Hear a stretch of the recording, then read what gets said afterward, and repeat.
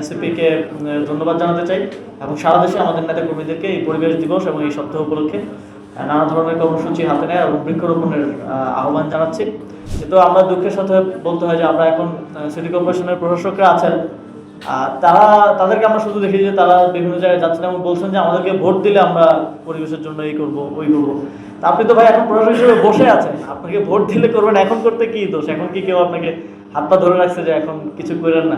ঘর সাজাতে চান স্টাইলিশ আর ঝামেলাহীন ভাবে? আমাদের প্রিমিয়াম আর্টিফিশিয়াল ফুল লিভিং রুম, বেডরুম কিংবা অফিস সবখানে এনে দেবে এলিগ্যান্ট লুক। মনের মতো অ্যারেঞ্জমেন্ট দিয়ে সাজিয়ে ফেলুন আপনার স্বপ্নের ঘরকে।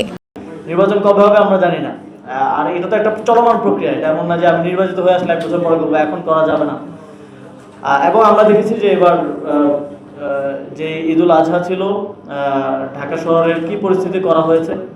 আওয়ামী লীগের সময় কখনো এরকম হয় নাই যে মেট্রো রেলের নিচে আবাসিক এলাকায় যেখানে বাজার দেওয়ার, গরুর হাট দেওয়ার কোনো প্র্যাকটিসও ছিল না এবং তাদেরকে দেওয়া হয় না, তারা নিজ উদ্যোগে ওয়ার্ড কমিটি, বিএনপির থানা কমিটি হাট করে জঘন্য যাচ্ছেতাই অবস্থা করে রেখেছে।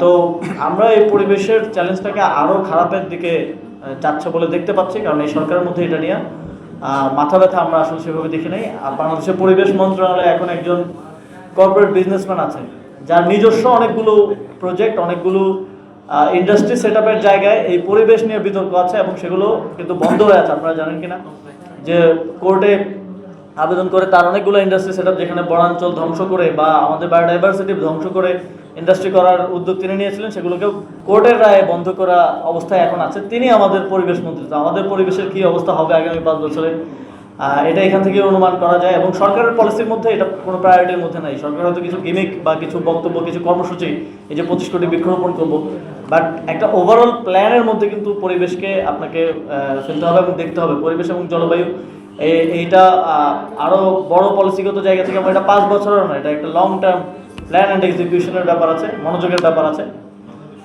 সেটাতে আমরা আহ্বান জানাবো যে সরকার কাজ করবে, কারণ এই সরকার যদি কাজ না করে 5 বছর পরে যারা আসবে তাদের জন্য আরও বেশি লড়াইটা আরও কঠিন হয়ে যাবে।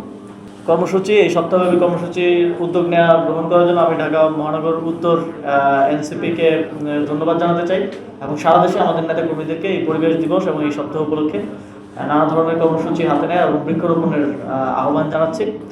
এবং আজকের যে বৃক্ষ রোপণ এবং বিতরণ কর্মসূচি সহ সপ্তাহব্যাপী সেমিনার, আলোচনা সভা, এই কর্মসূচির আমি এখন আনুষ্ঠানিকভাবে শুভ উদ্বোধন ঘোষণা করছি।